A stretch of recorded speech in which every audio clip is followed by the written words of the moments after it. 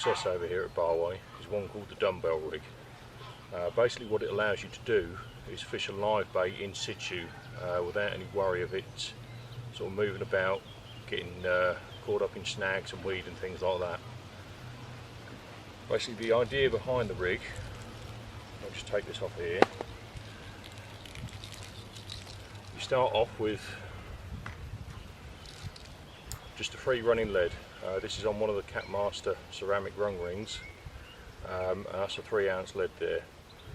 I did begin using heavier leads than this, but I had a couple of sort of twitchy aborted takes which I've got a funny feeling when the catfish was picking the bait up, before I was really getting much of an indication on the alarm, it was sort of lifting the lead, and I think that ended up with them dropping the bait. So I've dropped it down to a 3-ounce lead, and that seems to have been fine ever since. I've not had any of the twitchy little runs. Every one I've had has just gone straight off.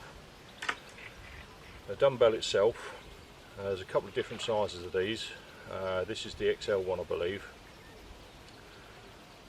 Basically what happens is your lead will drop down onto the lake bed.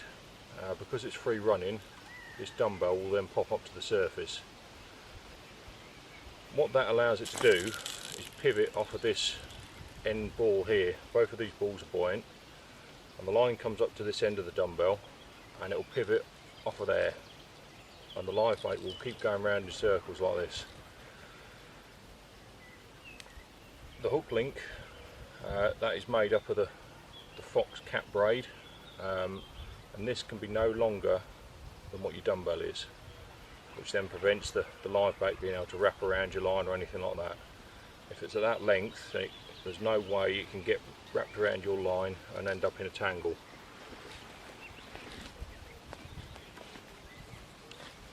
Pushed into the end of here is just one of the Fox ball bearing swivels, and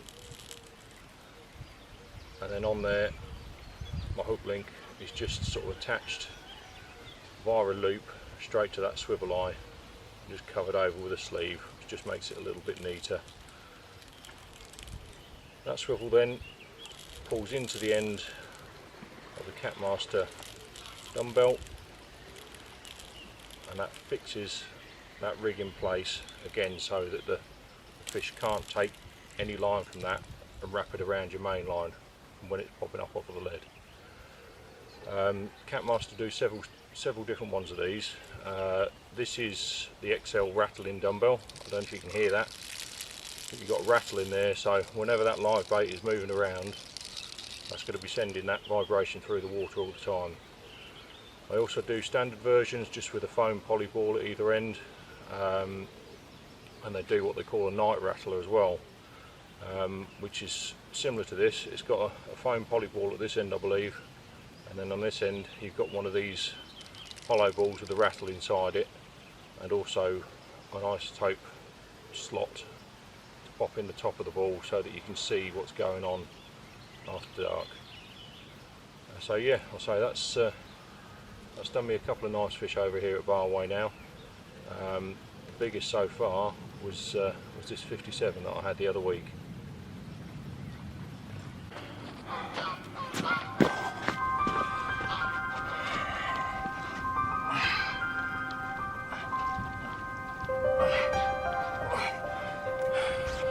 There we go, lost one earlier tonight, probably this same fish I should imagine, taking on a live bait on one of the CatMaster Rattling Dumbells.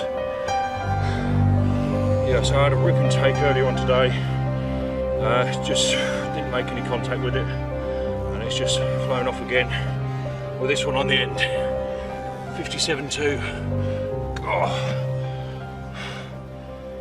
and I'm knackered.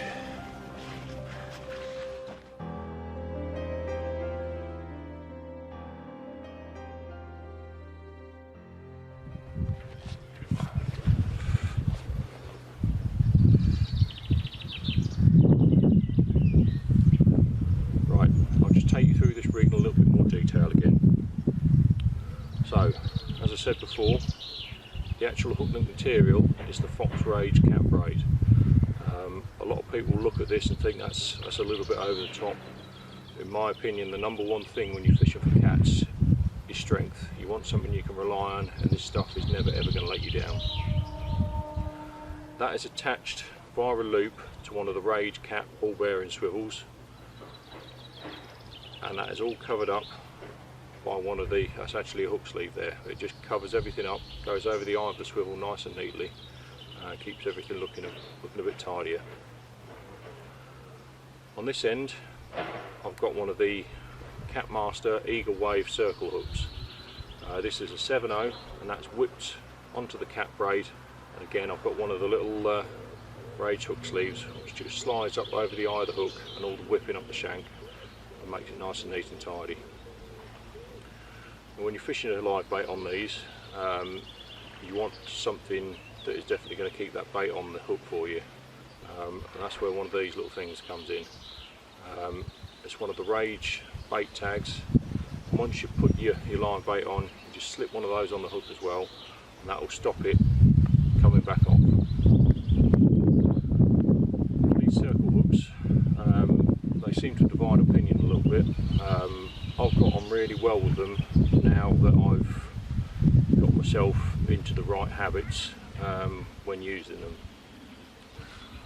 The biggest thing you need to avoid when you get a take on these is to be lifting the rod and striking too early. So what I've got myself into the habit of doing is rather than pointing my rod straight at where my bait is like I would with any kind of predator fishing really, whether it be catfish, pike, perch or whatever, what I'm actually doing is setting the rod on a little bit of an angle to where my bait is, so that when the catfish picks the bait up, starts tightening everything down, I know to leave that rod alone until I see that tip start going round. Once I see the tip start pulling around a little bit, I then know that cat's tightened pretty much everything down, and I can lift the rod, tighten the clutch and just slowly wind down any extra slack or stretch in the line until I make contact with the fish. The big reason you need to do this is because of the way the circle hooks are designed. If you strike, you're likely to just pull that hook and bait and everything straight out of the cat's mouth without it taking hold.